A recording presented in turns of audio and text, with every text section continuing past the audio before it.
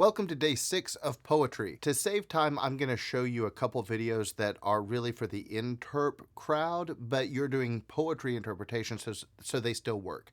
The thing about them is the first one is about the voice and about establishing character voices.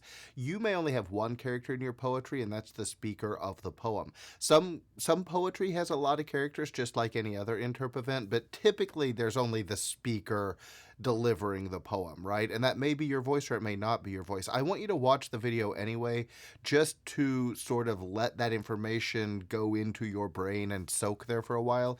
You don't need to do the assignments. I just want you to watch it. So you're going to watch it, just let it play through the pauses. Those pauses are 4 seconds on the video, so just let it play through the pause instead of taking a walk or doing the assignment or whatever, just so we can kind of start to harness the power of the voice for you guys as well.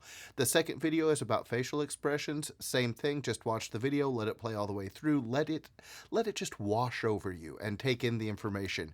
Then I want you to do your poetry out loud, full on, twice. You can take a break between those 2 times, but at least twice go through your poetry out loud, standing up with as much facial and vocal inflection and expression as possible. That's what you're doing today. Here's the first video. Welcome to Interp Day 3. So we've got a lot of work done, right? We've read the script a lot of times. We've looked at character. We've identified who the characters are and what their primary objective is, so we know what they want, and that will inform how we play them. I want to talk now about voice. Remember, you have 3 main tools to work with when you're an actor: your voice, your face, and your body. I want to start with voice because in speech and debate, that really is sort of the most important one. So let's talk about how the voice works. You have a voice box. It's also called a larynx. Some people call it an Adam's apple, and some people say women don't have them, but they do. They're just smaller, which is one reason female voices tend to be higher than male voices. So if you run your hand down here, you can probably feel it. It's the sort of knot that's in your throat. You know where it is. And it's shaped like a signet ring, which, I happen to have several of right here. So it looks like this. Yeah, and it sits on your throat. Oh, I'll turn it over. State champions. All right, so it sits on your windpipe, which is called your trachea. So imagine my hand is the trachea. It sits on top of that, and on top of the larynx is a flap, so that when you swallow food or water, it covers it up so that it can't go into your lungs and kill you. So that's a good thing.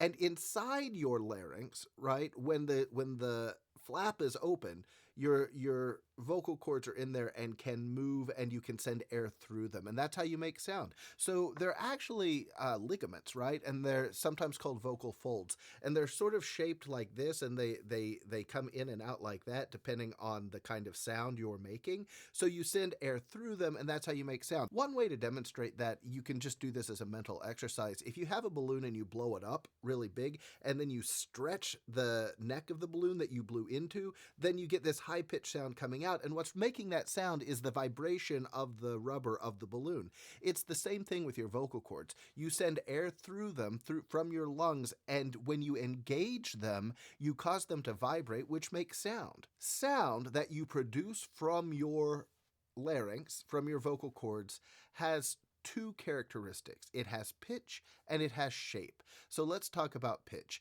You know what that means. It's the highness or lowness of a tone. So if I asked you to do this, you could do this. Go from your highest note to your lowest note. It would be like, ooh, right? You have that whole range of pitch that you can use in your performance. It's all available to you.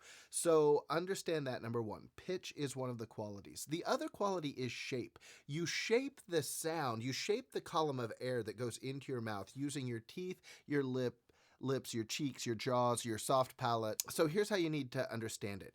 Your trachea is this column. It's just like a tube, right?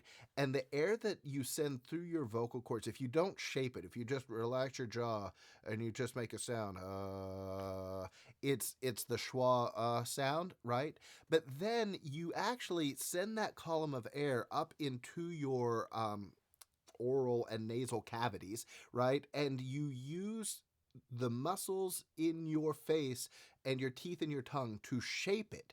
And so what you hear, actually, when you hear an E vowel, you're hearing a shape. I'm shaping it into E vowel, so it comes out of my mouth in the shape of E, and it hits your eardrums, and your eardrums interpret it as E because they pick up on the shape of that sound. That's a crazy thing to realize, right? But that's what you're doing. You're shaping the sound.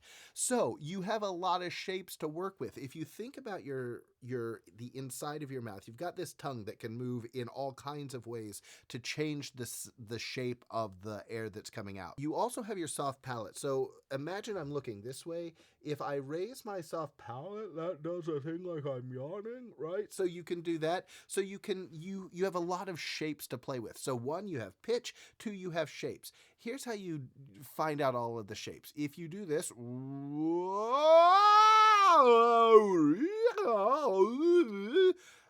it's humiliating, right? Like if I made you do that in front of people, I just did it on the internet. But that you have all of those colors to play with, and that's a way of thinking of it.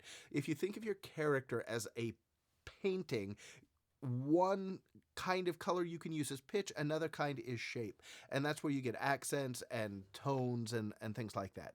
So I want you to think about those things as we move into looking at your characters. And how do you do that? Well, each character gets their pitch and their shape. If your piece has a narrator, the narrator typically is you, unless the narrator is one of the characters and is like a kid in the show or whatever, then you might need to give him a kid voice. Yeah, like you take your voice up here and then whatever. But typically the narrator is you, and then each of the other characters needs to have their own distinct voice. Again, this may be different in poetry because you may not have a bunch of characters. In dramatic interp, typically you only have one character.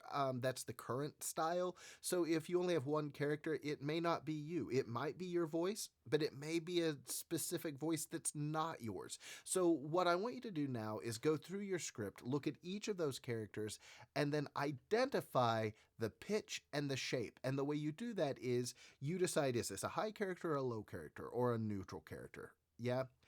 You give him that pitch. So I'm gonna look at this little kid and I'm gonna give him a high pitch. So it's like this. Now I have to ask, where is he from? Where's this kid from? Is he English? Maybe I give him a British accent, and he's a little poor orphan or something like that, right? So you want to look at the characters and identify pitch and shape. How do you give each character a unique pitch and shape? Well, you got to put all the color on the palette to see how to mix them. And the way you do that is by making sounds. If you want to go to a practice room and do this, you can, or if you want to get some buddies together and do it together so you all feel ridiculous together, that's okay too. But what you need to do really is figure out, well, where are my high notes, where are my low notes? Probably what will happen is during class when you guys are doing this, I'll just take you all in and do that at this point. Step 2 is to look back at your notes over those characters and figure out, okay, well, what's appropriate for this character? Is this a good character or a bad character? Do bad guys sound different? Think about Disney villains. They all sound like Scar, right? Or well, yeah, they kind of all sound like Scar. So Scar, Jafar, all of the bad guys sort of have that same sort of, they're typically British with a low voice like this, and they're slow speakers. Right? Are they a rough character or a smooth character? Are they a high-pitched character or a high energy, low energy? Are they a big character? So look at the characters and figure out what's appropriate for them. Pick from your color palette, what's their pitch, what's their shape. Step 3. Now that you've given each of your characters the specific pitch and shape of their sound, I need you to assign a color to each of your characters. Then find a highlighter or a marker or even a crayon that is that color. Now you're going to go through your script and you're going to highlight each of your characters' lines in their color. So as you go through the script later, you'll know, oh, this is yellow, this sounds like this. So every time I see yellow, I talk like this, or whatever it is. So do that now. Great. Step 4, go for a walk.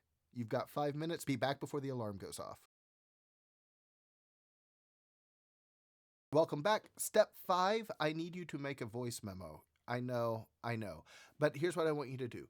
You can go to a practice room or a corner or outside or a rehearsal area and do this privately if you want, or just find a wall and do this to a wall in the classroom. You're going to record yourself saying the first line of each character in that character's voice. Now, listen, this isn't set in stone. This may change as we go through the coaching process, but for right now, I just need you to go through your script with your voice memo. Let's say the character's name, say the line. If the first line is bah humbug, and it's Ebenezer Scrooge, I'm going to say, bah, humbug. And that's it. Then I'm going to go on to the next characters. Then, at the end of the hour, you'll show me your script that you have now colored, and you will airdrop me your voice memo that has all of your character voices. Have fun storming. Okay, now that we have voices established for your characters, we're going to move on and figure out what the faces look like for these characters. Remember, you have 3 tools: voice, body, and face. In prose and poetry, body is less important because there's really limited movement. In the other events, the body movement is important, and so we'll cover that quite a bit later. But for right now, we're really focusing on faces. What we know about real life is that every human has a unique face. If you're close with twins, you can identify which is which, right? There are little differences. So every face is unique.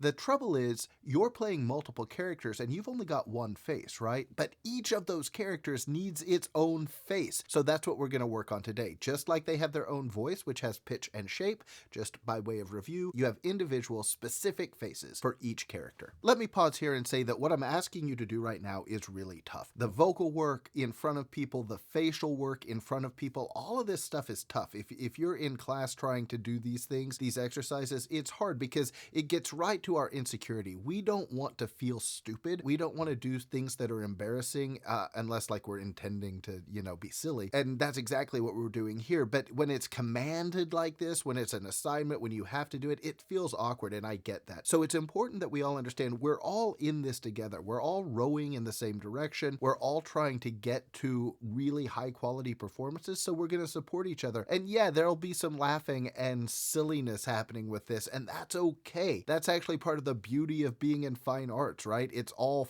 fun, so you need to keep that in mind, that this should be fun, and don't worry about it. Like, if you make a funny face and somebody laughs, great, you are making a funny face. So just like your voice has certain qualities, it has pitch and shape. Your face has qualities, right? And it really, the way you need to think of it is just all of the muscles that are here can do lots of things, right? You can move your face in all kinds of ways. One thing to understand about humans, our brains have developed in a way so that we read faces very well. We can understand, there are things called micro expressions, right? So somebody may be having a bad day, but they may be trying to pretend that they're having a great day, and they may be really good at it. And yet there's something about their look that tells you, there's something up with that person. That's because of micro expressions that you don't even realize you're reading. So your faces can move a lot, and they can move, and by a lot, I mean very small amounts, and yet it speaks volumes. It communicates huge things. And so that's just a thing to keep in mind. You've got all of these muscles to play with. So it's just like any other part of your body that you're trying to train.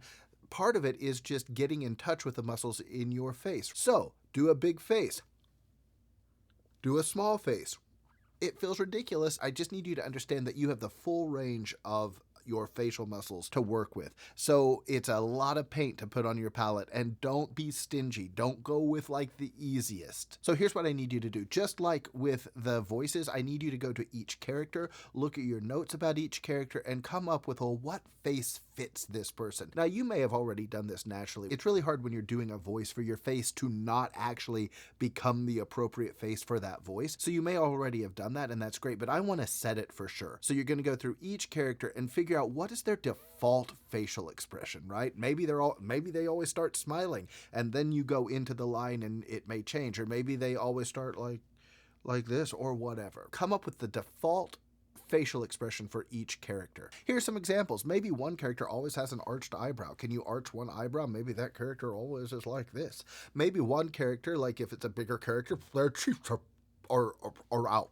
right? So their lips are out, their cheeks, and this is it, yeah? Maybe they're cross-eyed.